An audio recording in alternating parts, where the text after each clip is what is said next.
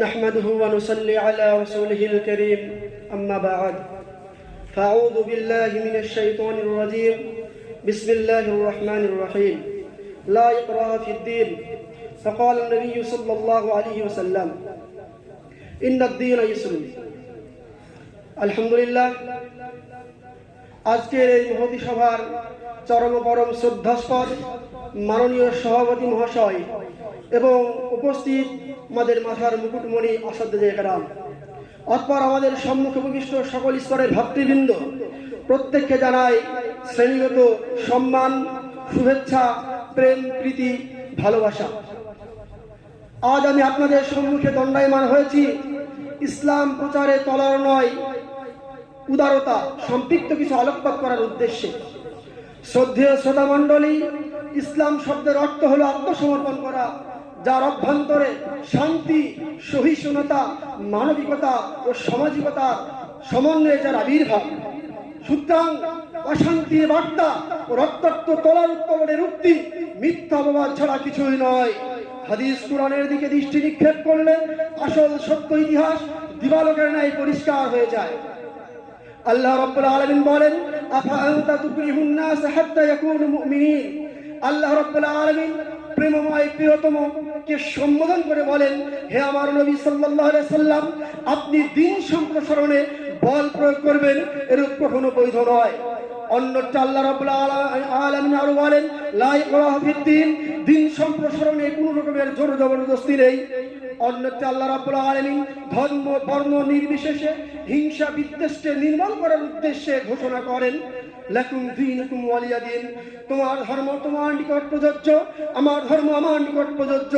উপরোক্ত আয়াত দ্বারা পরিলক্ষিত হয় যে সমগ্র বিশ্বের বুকে ইসলাম ধর্ম বিস্তার লাভ করেছে তলোয়ার নয়, বরং শান্তি, সহিষ্ণুতা, মানবিকতা ও উদারতার প্রমাণে, অর্থাৎ উদারতার চাক্ষুষ প্রমাণের দিকে দৃষ্টি নিক্ষেপ করলে যে মহামানবের নাম ভেসে ওঠে তার মধ্যে হযরত ওমর ফারুক রাদিয়াল্লাহু তাআলা আনহু, হযরত খালিদ বিন ওয়ালিদ রাদিয়াল্লাহু তাআলা আনহু, হযরত হামজা রাদিয়াল্লাহু তাআলা আনহু।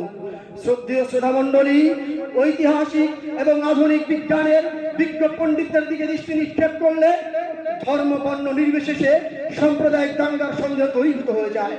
আমরা প্রত্যেকে অবগত আছি, ভারতবর্ষের প্রথম প্রধানমন্ত্রী মিস্টার জওহরলাল নেহরু একটি কনফারেন্সে ভাষণ দিতে গিয়ে ইসলাম সম্পৃক্ত আলোকপাত করেন যে Islam is the best religion inside the whole world and the good role model for all. ইসলাম ধর্ম সমগ্র বিশ্বের মধ্যে অন্যতম ধর্ম, যেই ধর্ম বর্ণ নির্বিশেষে শিক্ষা দিয়ে থাকে গণতন্ত্র, সামাজিক সাম্য এবং জীবনের মৌল নীতিমালা। শুধু তাই নয়, আমাদের ভারত বিশ্ববিখ্যাত কিতাব, ঐতিহাসিক গ্রন্থ যার নাম হচ্ছে ইসলাম এট দি ক্রসরোডের ৮ম পাতায় বর্ণনা হচ্ছে, Islam is the religion of peace, if you want to purify your life follow the rules of Islam. সমগ্র বিশ্বের মধ্যে ইসলাম ধর্ম হলো অন্যতম ধর্ম। যদি তুমি তোমার জীবনকে পবিত্র করতে চাও, যদি তুমি তোমার জীবনকে সাকসেসফুল করতে চাও, ইসলাম ধর্মের সুষম নিয়মাবলীকে মেনে নাও। শ্রদ্ধেয় শ্রোতা মণ্ডলী, এই বিশ্বের বুকে ইসলাম ধর্ম বিস্তার লাভ করেছে মূল দুটি কারণ। নম্বর ১, আল কোরআনের সুষম নিয়মাবলী। নম্বর ২, হযরত মুহাম্মদ সাল্লাল্লাহু আলাইহি সাল্লামের অনুপম আদর্শের পরিপ্রেক্ষিতে। তাই তো ১৯৮০ সালে ভারতবর্ষের প্রধানমন্ত্রী শ্রীমতী ইন্দিরা গান্ধী দিল্লি শ্রীরঙ্গী সম্মেলনে ভাষণ দিতে গিয়ে বর্ণনা করেন যে ইসলাম alone gives the religion of peace of all kinds of chaos and turmoil.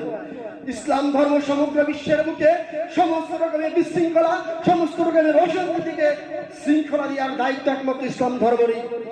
তাই তো ভারতবর্ষের অসংখ্য ঐতিহাসিকবিদ ঐক্যতার সাথে ঘোষণা করেন, তার মধ্যে হচ্ছে মহাত্মা গান্ধী, স্বামী বিবেকানন্দ, ঈশ্বরচন্দ্র বিদ্যাসাগর, ডক্টর শিবশক্তি সরবজি, ডক্টর ভরতচন্দ্র শাস্ত্রী, লালা লাজপত রায়। প্রত্যেকে বলেন যে আজ আমাদের ভারতবর্ষ নয়, সমগ্র বিশ্বের মুসলমানের প্রতি একটা মিথ্যা অপবাদ চাপিয়ে দেওয়া হয়েছে যে এক হাতে তলোয়ার, এক হাতে কোরআন নিয়ে সমগ্র বিশ্বের বুকে ইসলাম ধর্ম বিস্তার লাভ করেছে। এটা ভুল ছাড়া কিছু নয়, তার চাক্ষুষ প্রমাণ হলে এটাই।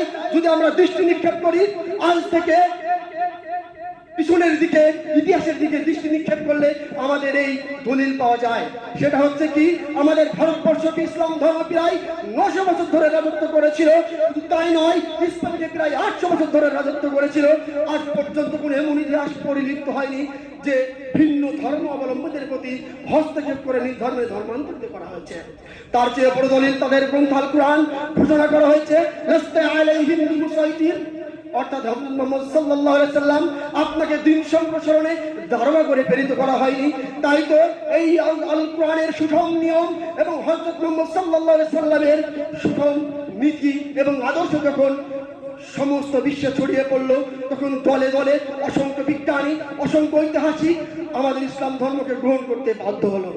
যেমন ভাবে আমরা অবগত আছি, বিশ্ববিখ্যাত doctor Maurice Bucaille, doctor Motiur Chaili, এমনকি Neil Armstrong, Muhammad Ali Clay, doctor Shibshakti Sarji, doctor Haraprasad Shastri, doctor Sushanta Bhattacharya, তারা প্রত্যেক একতার সঙ্গে ইসলাম ধর্ম গ্রহণ করে কালিমা পড়ে ইসলাম ধর্ম গ্রহণ করেছিল।